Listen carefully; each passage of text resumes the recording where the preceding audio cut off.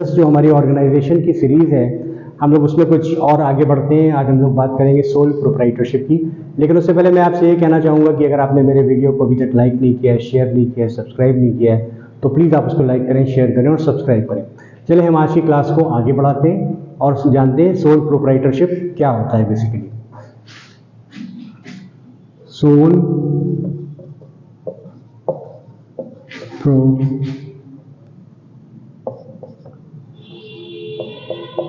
Proprietorship,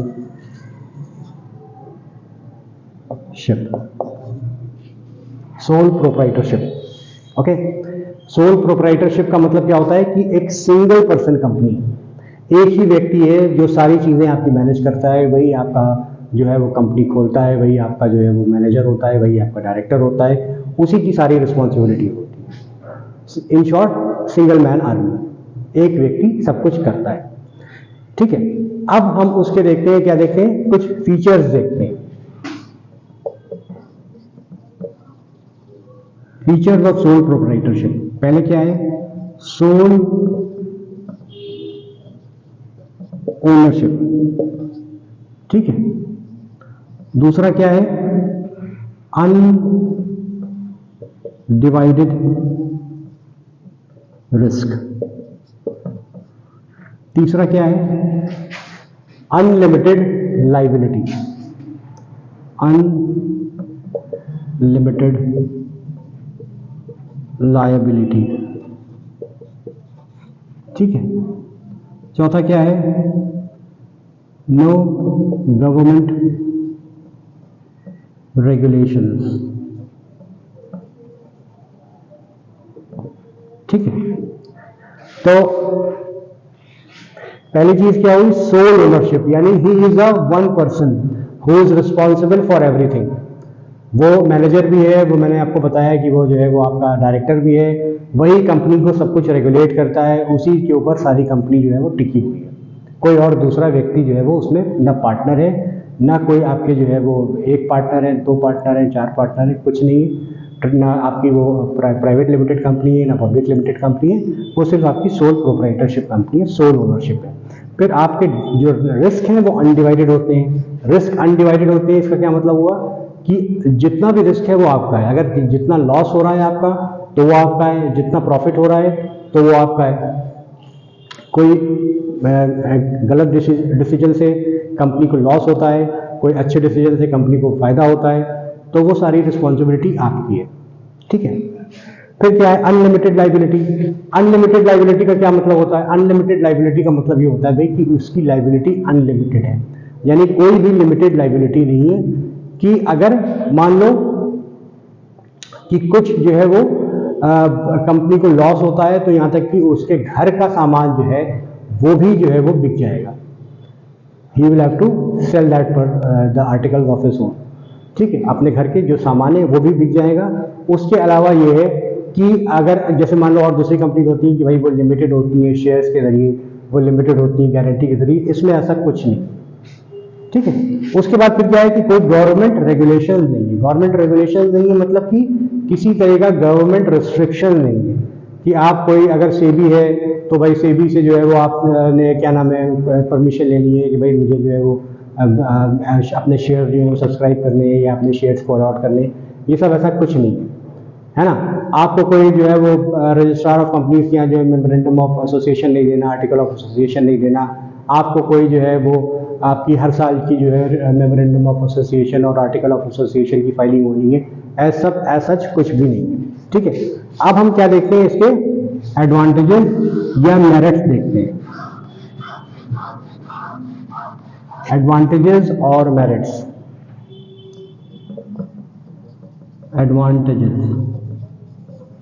advantages क्या क्या होते हैं भाई इसके, एक तो ये ईज ऑफ फॉर्मेशन, पहला ईज ऑफ फॉर्मेशन, आसानी से बनाई जा सकती है, अभी बताते हैं आपको। दूसरा क्या है, direct motivation, direct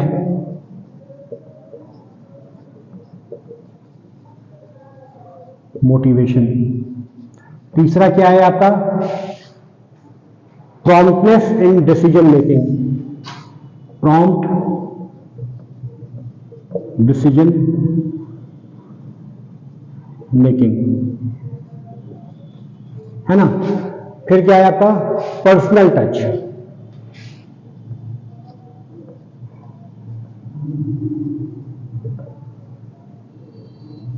personal touch. फिर क्या है सीक्रेसी,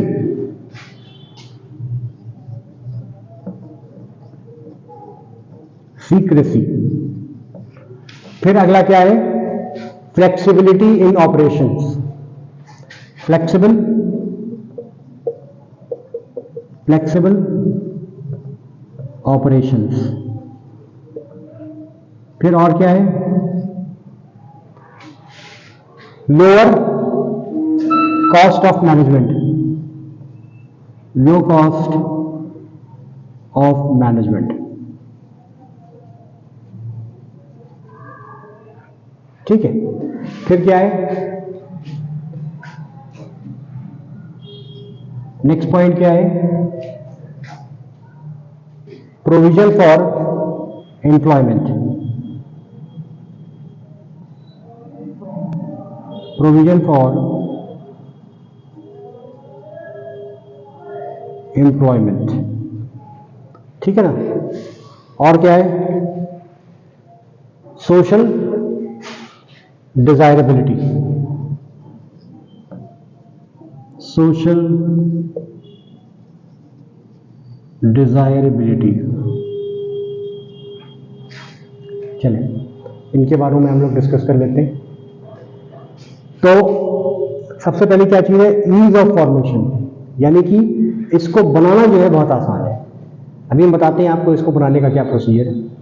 इसको बनाना बहुत ही आसान है in comparison to your private limited company या पब्लिक लिमिटेड कंपनी, ठीक है।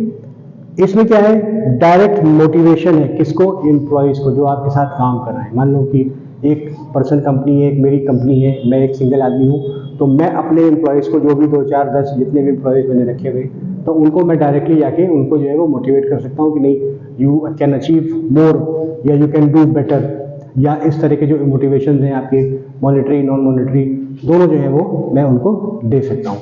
फिर क्या है prompt decision making, decision making क्योंकि एक पर्सन का है, एक आदमी को एक व्यक्ति को डिसीजन लेना है तो वो आसानी से डिसीजन जो है वो ले सकता है।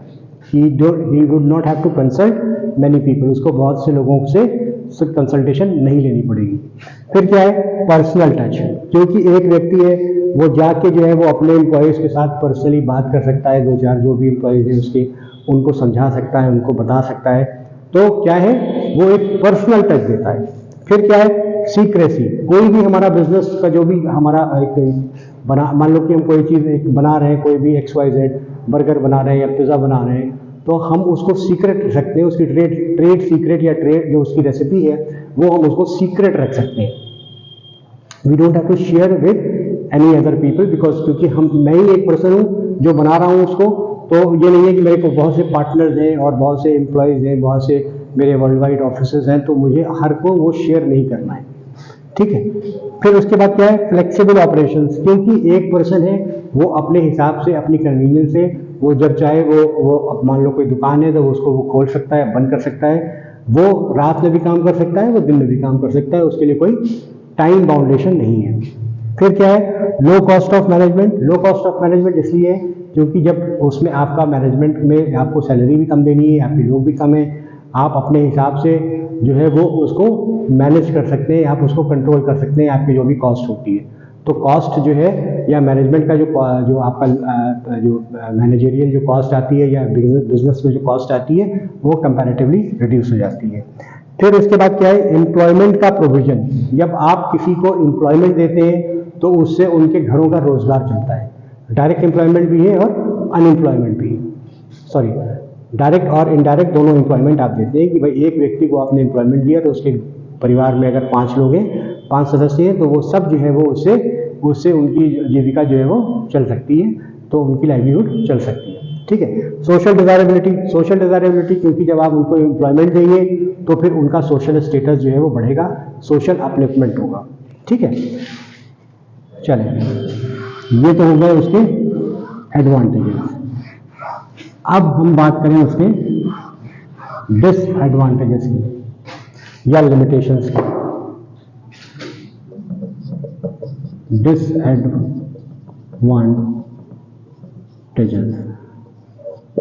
पहला क्या हो गया, लो कॉस्ट ऑफ कैपिटल या limited capital.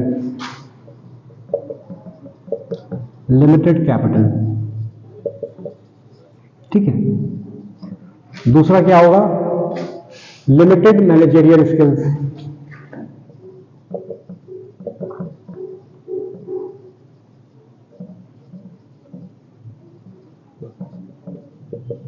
Limited managerial skills. तीसरा क्या होगा, अनलिमिटेड लाइबिलिटी। Unlimited liability. फिर क्या होगा, इनस्टेबिलिटी। इनस्टेबिलिटी। नेक्स्ट क्या होगा, स्मॉल साइज।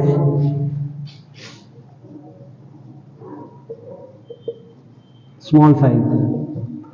नेक्स्ट क्या होगा, हेस्टी डिसीजंस। Hasty decisions. अगला क्या होगा, risk of incompetent inheritance. Incompetent inheritance. Next क्या होगा, अनस्टेबल या unsuitable for developing business. Unsuitable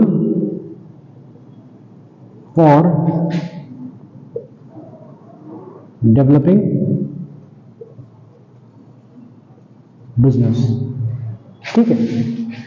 तो क्या क्या इसके डिसएडवांटेजेस हो गए, लिमिटेड कैपिटल यानी कि पूंजी जो है वो आपकी लिमिटेड होगी। जो आपके पास पैसा है आप उसी से जो है वो अपना बिजनेस स्टार्ट करेंगे।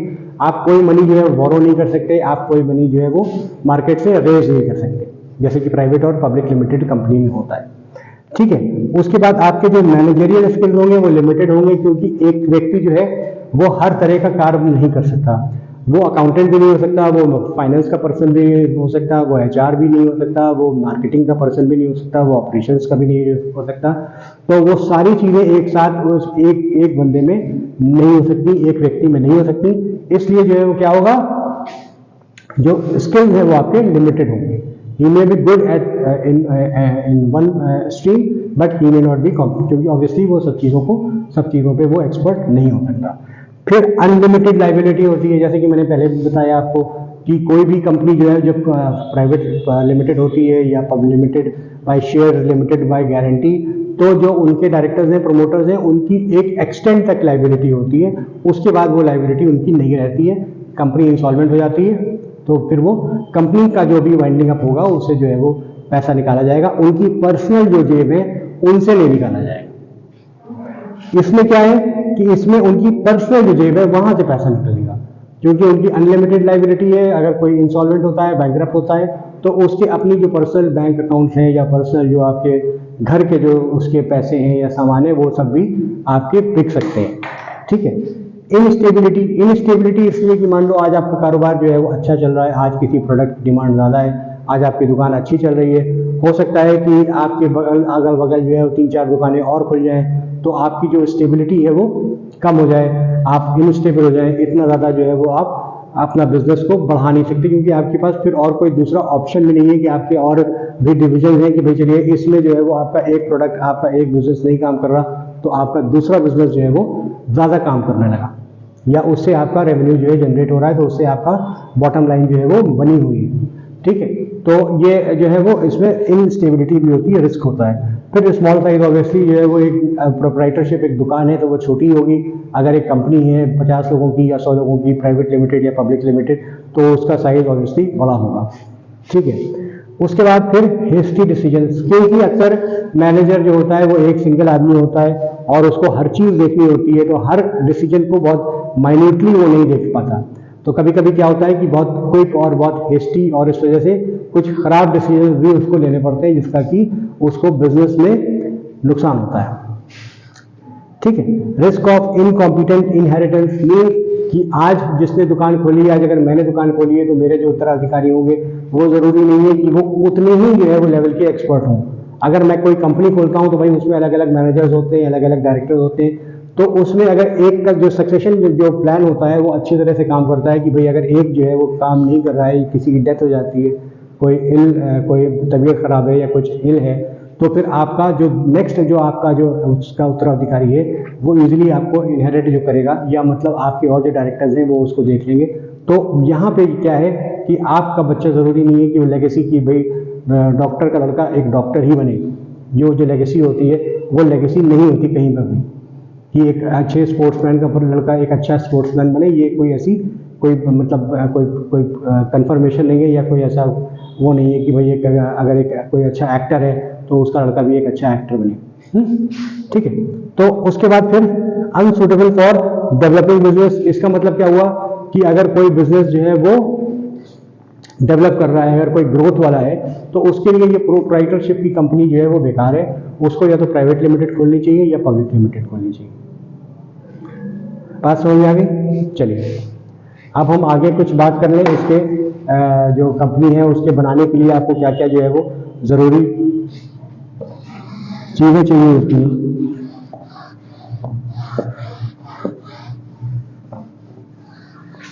सबसे पहले तो क्या है आपके पास पैन कार्ड हो और आधार हो, ये इंपॉर्टेंट है। ठीक है। पैन हो, आधार हो आपका, और क्या होना चाहिए आपके पास? पैन, आधार, ये आपका अपना पर्सनल भी हो सकता है, कोई जरूरी नहीं है किसी और का हो। ठीक है। और उसके बाद फिर क्या है कि आपको नेम ऑफ द बिजनेस का आपका नाम वो आपको बताना चाहिए। फिर आपको एड्रेस, आपका एड्रेस जो है बिजनेस का वो आपको बताना जरूरी है। उसके बाद फिर आप उसमें इलेक्ट्रिसिटी बिल दे सकते हैं, इलेक्ट्रिसिटी बिल दे सकते हैं, है ना। आप जो है रेंट एग्रीमेंट दे सकते हैं, रेंट एग्रीमेंट हो गया, और आपका प्रॉपर्टी का टैक्स हो गया कि आप हाउस टैक्स, वाटर टैक्स जो देते हैं, जो भी है। ठीक है। उसके बाद फिर आपको कुछ लाइसेंसेस की जरूरत होती है।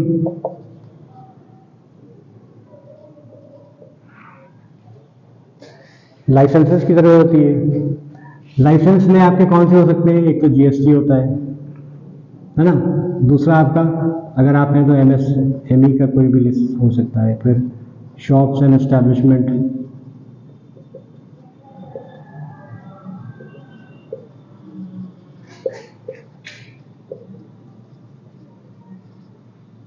का लाइसेंस हो सकता है। आपका इंपोर्ट एक्सपोर्ट कोड हो सकता है। तो और भी चीज़ें हैं वो जो हो सकती हैं, जो भी आपके छोटे मोटे लाइसेंस होते हैं वो आपको करना होता है। ठीक है। उसके बाद आपको क्या करना होता है? करंट अकाउंट आपको खोलना होता है। करंट अकाउंट आप खोलेंगे।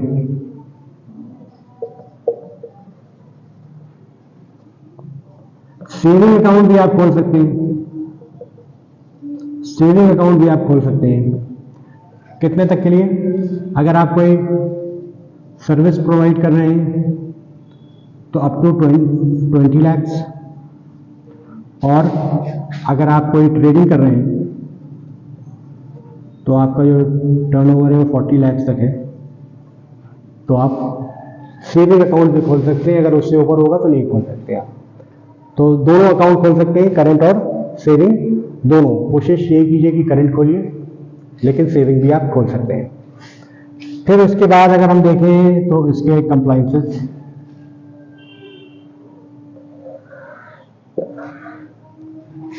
क्या क्या होंगे? जीएसटी तो आपको रिटर्न आपको भरना ही भरना है ना। जीएसटी का रजिस्ट्रेशन भी होना चाहिए आपका,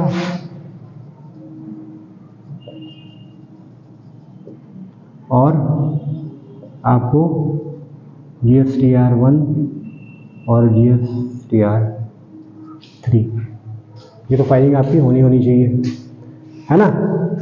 ठीक है, उसके बाद और क्या होना चाहिए आपको,